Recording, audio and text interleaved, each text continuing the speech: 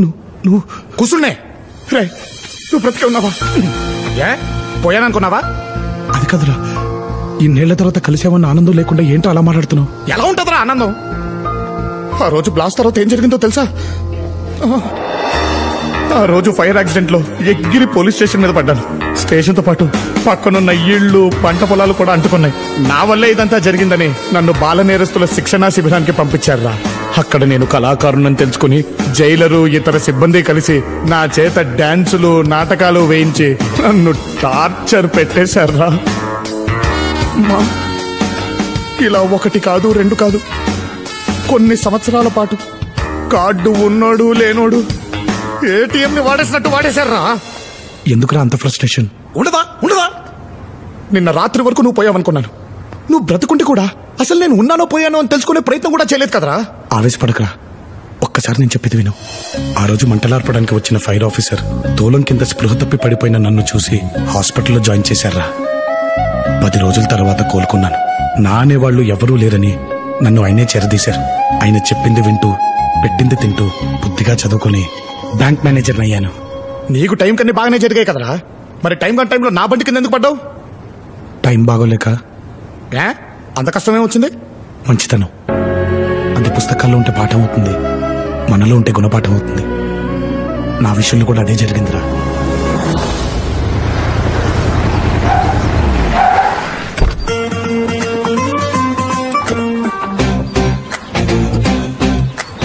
ఇప్పుడు మందుపాటి అంటే డబ్బులు ఎక్కడి నుంచి వస్తారా? ఎవరినో కూడా బకరా కానీ. ఏంటే మళ్ళీ టాబ్లెట్లా? ఇక నా వల్ల కాదే, చచ్చిపో.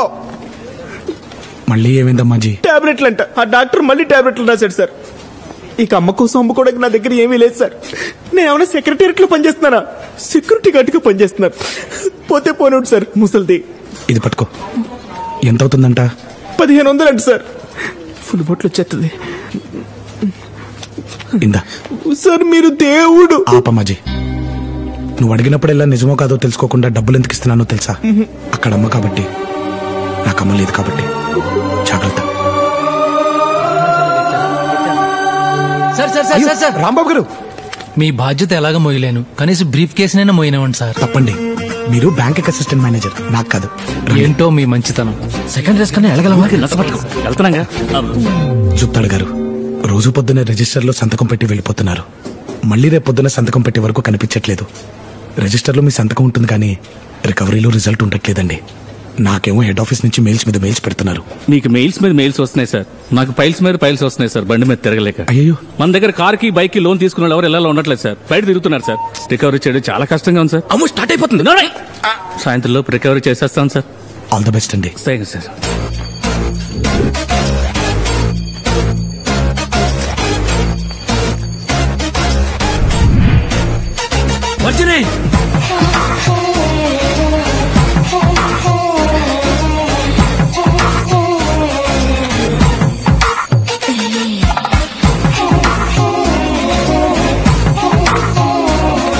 రజనీ గారు, ఆ పేపర్లు తర్వాత సర్దుకొచ్చండి, ముందు బయట సర్దుకోండి.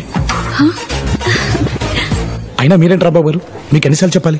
ఆవిడ పేరు విఏ రజనీ అండి, వర్జనీ కాదు. రెండూ కలిపితే అదే కదా సార్. కలపడంలో ఉన్న ఆనందం విడదీస్తే ఏముంటుంది చెప్పండి. అవునండి, మీరేంటి రాత్రి అన్నిసార్లు ఫోన్ చేశారు? మీ ఇంటికి వద్దామని. మా ఇంటికా? ఎందుకు? ఆడిట్ ఫైల్స్ లో లాట్ ఆఫ్ డౌట్స్. ఆ ఫైల్స్ మీకు చూపిద్దామని. అవేవో నా క్యాబిన్ పంపించండి, నేను చూస్తాను. అకౌంట్స్ మాత్రమేనా? వెళ్ళిపోయాడు, అకౌంట్ క్లోజ్ చేయి. అవును, నాకు ఇల్లుంది, సెల్ ఉంది, నేను గుర్తుకు రాలేదా? అన్నీ ఉన్నాయి, కరెక్ట్ అడ్రస్ లేదు. సార్, మదర్ తెరిసా ఫాదర్ వచ్చారండి. ఏంటి? అదే మొన్న చెప్పాను కదా, ఆవిడ ఫాదర్ లాంటి వారు ఉన్నారని. ఓహో, రమ్మనండి. Okay sir. సార్, మిమ్మల్ని రమ్మంటున్నారండి. నమస్కారం బాబు. నమస్కారం అండి, కూర్చోండి. మాది కుత్బుల్లాపూర్. అక్కడ బ్యాంక్ ఉన్నా ఇక్కడికే ఎందుకు వచ్చానో తెలుసా? మీ మంచితనం గురించి విని. చెప్పండి, ఏం కావాలి? మా ఏరియాలో ఒకప్పుడు మంచినీటితో చెరువు నిండుగా ఉండేది, కానీ ఇప్పుడు అది ఎండిపోయింది. కన్నీటితో దాహం తీర్చుకోవాల్సిన పరిస్థితి మాది. అందుకే చెరువును బాగు చేయించి మంచి నీళ్లతో మళ్లీ నింపాలనుకుంటున్నాను. దానికి దాదాపు ₹1,00,00,000 దాకా ఖర్చవుతుంది అంటున్నారు. మీరు లోనిచ్చి మా మంచినీటి లోటును తీర్చాలి. మీకు చేతులెత్తి దండం పెడతాను. అయ్యో, మీరు పెద్దవారు. ఇదిగోండి సార్ నా ఆస్తి డాక్యుమెంట్స్. ఇవి మీరు తనఖా పెట్టాలి. ఆల్రెడీ చెక్ చేశాను సార్. 2 కోట్లు విలువ ఉంది. కళ్ళు మూసుకుని కోటి ఇచ్చేయచ్చు. సొంత వాళ్ళకి ఆపదొచ్చినా పట్టించుకొని ఈ రోజుల్లో అప్పు చేసి మరి 10 మందికి సాయం చేద్దాం అనుకుంటున్నారు. మీ లోన్ ప్రాసెస్ ని వెంటనే స్టార్ట్ చేస్తాను. మీరు చల్లగా ఉండాలి. ఉంటాను బాబు.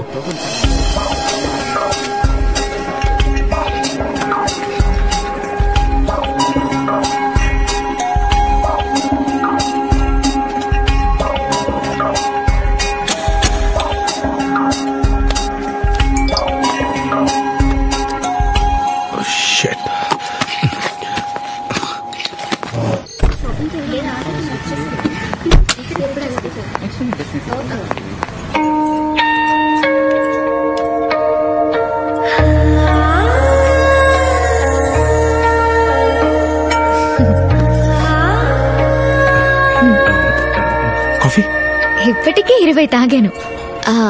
ఎన్నింటికి వస్తానన్నావు? ఎన్నింటికి వచ్చావు? ఎన్ని కాల్స్ చేశాను, ఎన్ని మెసేజెస్ పెట్టాను. Sorry Priya, financial year end కదా, సో బ్యాంక్ లో అకౌంట్లన్నీ చెక్ చేసుకుని వచ్చేసరికి మన జర్నీ కూడా ఈ రోజు ఎండ్ అవుతుందని చెప్పడానికి వెయిట్ చేస్తున్నాను. అది కాదు, చెప్పాను వెళ్ళిపోతున్నాను. బాయ్. ప్రియా ప్రియా, ఈ ఒక్కసారి ఎన్నిసార్లు చెప్తావు? ప్రియా, అందరూ మనల్ని చూస్తున్నారు. చూడండి, నువ్వు ఎంత టార్చర్ పెడుతున్నావో ప్రతి ఎదవకి తెలియాలి. హలో మేడం, ఏంటి ఇందాకటి నుంచి ఓ లేట్ అని అమ్మాయిని పట్టుకుని టార్చర్ పెడుతున్నారు? అయినా లవర్స్ అన్నాక ఆ మాత్రం అడ్జస్ట్మెంట్ ఉండాలండి. హే కాలపత్తర్, మేం లవర్స్ అని నీకెవరు చెప్పారు? He's my customer. కస్టమరా?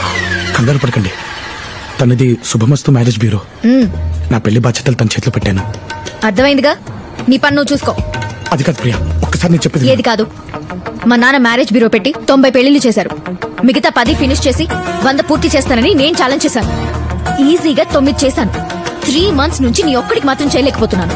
ఆ సల్మాన్ ఖాన్ కైనా సంబంధం తీసుకురావచ్చు, కానీ నీకు మాత్రం తేలేకపోతున్నాను. ప్రియా, నా ప్రాబ్లమ్స్ గురించి నీతో చెప్పాను కదా. అవి ప్రాబ్లమ్స్ కాదు నాయనా, కంప్లైంట్స్. ఒక అమ్మాయికి కాళ్ళకి పట్టీలు లేవని పద్ధతి లేదన్నావు. ఇంకో అమ్మాయి కళ్ళకి కాటికి లేదని కల్చర్ తెలియదన్నావు. ఒకదానికి దూకుడు ఎక్కువైందన్నావు, ఇంకో దానికి వాగుడు ఎక్కువైందన్నావు.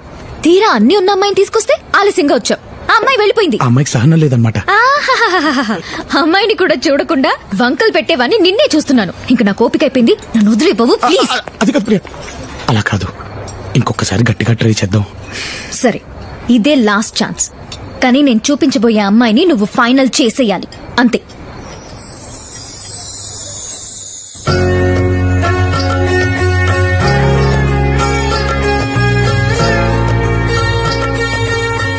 మిని చాలా పద్ధతిగా పెంచినాం. పిడకలు కొట్టడం కానిచ్చి ఫిల్టర్ కాఫీ పెట్టడం దాకా అన్ని వాయమే చేశాది. నేను కాఫీ తాగనండి. తెలుసండి, అందుకే మీకు పాలు తీసుకొచ్చాను.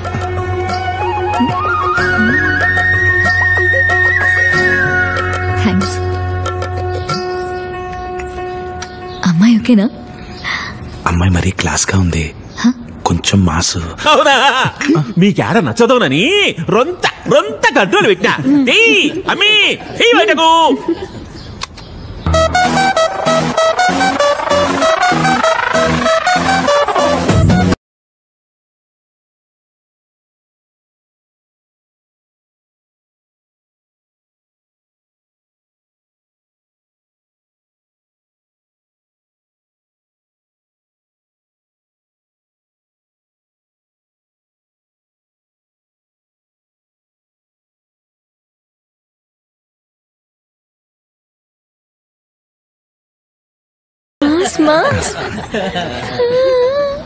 మా అమ్మితో ఏమైనా పర్సనల్ గా మాట్లాడాలనుకుంటే మాట్లాడు బాబు.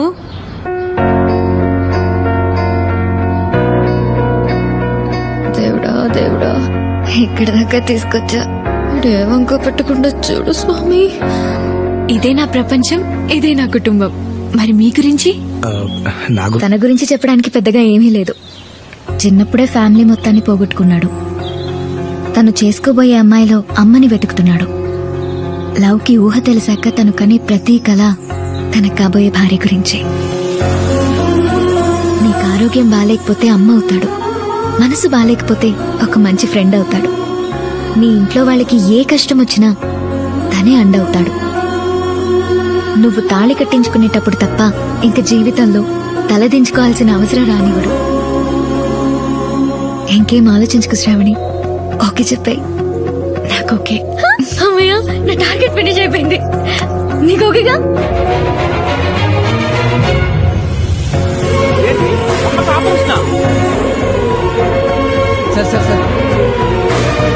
నా ఎంగేజ్మెంట్ డేట్ ఫిక్స్ అయింది. ప్రియ దగ్గర నుంచి ఫోన్ రావడం ఆగిపోయింది. రోజు తన నుండి ఫోన్ వస్తే టెన్షన్ పడిపోయే నేను తన నుండి ఒక్క కాల్ కూడా రాకపోయేసరికి నాలో ఏదో మిస్ అయిన ఫీలింగ్ స్టార్ట్ అయింది.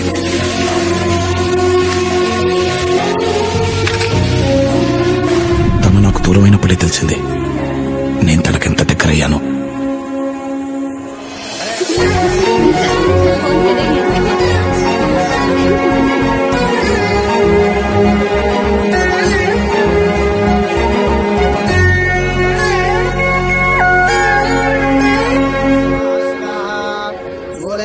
సారీ.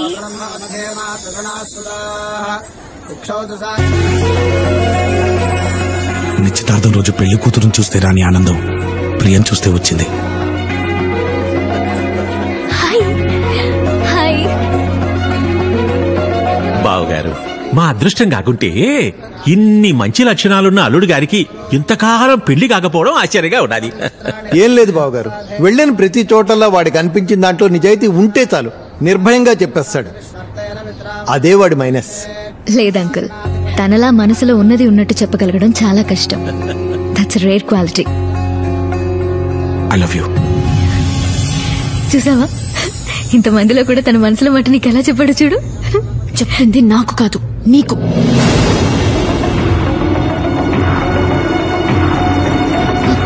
నువ్వు తనని తప్పుగా అర్థం చేసుకుంటున్నావు. తను చెప్పింది కరెక్ట్ ప్రియా. నన్ను అర్థం చేసుకునే అమ్మాయి కోసం ఇంతకాలం వెతికాను, కానీ నువ్వేని లేట్గా అర్థమైంది. I'm sorry Shravani. I hope you understand.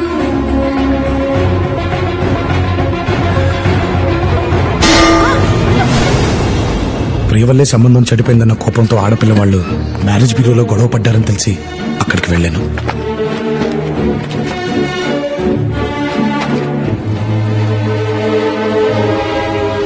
ఎందుకొచ్చావురా? మళ్ళీ ఎందుకొచ్చావు?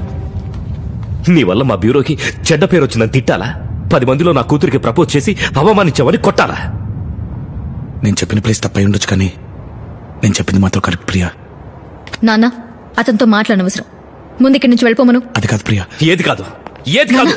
చూడు, దయచేసి వెళ్ళిపో. ఇంకెప్పుడు నాకు కనపడకు ప్లీజ్.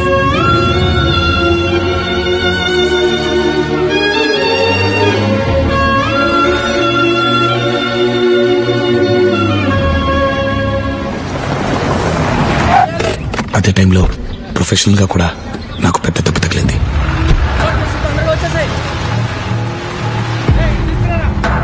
ఎరా, అంతా లోడ్ అవుతున్నట్టేనా? అయిపోయినట్టేనా? ఏ బ్యాంక్ మేనేజర్ సార్, చెరువు అన్నారు. ఏ బ్యాంకు? నువ్వు ఉన్నది చెరువులోనే. మరి నీళ్ళేవి సార్? దొంగ చేపలు మొత్తం తాగేశాయి. చేపలా? చేపలు ఎక్కడ ఉన్నాయి సార్? అదిగో కొరమీరు, మట్టగిడస. సార్, ఇది అన్యాయం సార్. జనాల గొంతు తడుపుతానని లోన్ తీసుకుని అదే కదా చేస్తున్నాను. చాలా మంది గొంతు తడుపుతున్నాను. మంచి నీళ్లతో కాదు, మందుతో. చూడు, కేసులు పంపిస్తున్నాం. నేను కోర్టులో కేసు పెడతాను. రే బ్యాంకు, ఈ చేపలు చెరువులో ఉన్నంత వరకే మెత్తగ్గా ఉంటాయి. ఒడ్డుకొచ్చాయో మొసళ్ళవుతాయి, మీద పడి తినేస్తాయి. బయలుదేరో పో. నేను వద్దు వద్దు అన్న వినకుండా డాక్యుమెంట్లు చూడకుండా ₹1,00,00,000 ఇచ్చేసాడంటే ఆయన ఈయనకి ఎంత ఇచ్చుంటాడు? అప్పటికి చెప్పాను సార్, పాంప్లెట్లు పంచినంత ఈజీగా లోన్లు పంచదని. అయినా వెళ్ళలేదు. ఎవరికి పడితే ఆ లోన్లు ఇచ్చాడు, రికవర్ చేయాలని తిట్టేవాడు సార్. కదా? అవును సార్. మిస్టర్ లవ్ కుమార్, అలా నా తోటి బ్యాంక్ ఎంప్లాయీసే పై అధికారుల ముందు నన్ను దోచుగా నిలబెట్టారు. 4 రోజుల లోపు తిరిగి ఆ డబ్బుని బ్యాంక్కి కట్టకపోతే నా ఉద్యోగం పోవడంతో పాటు నన్ను జైలుకి కూడా పంపిస్తాన్నారు. అలాంటి దిక్కుతోచని పరిస్థితుల్లో ఉండగా ఈ యాక్సిడెంట్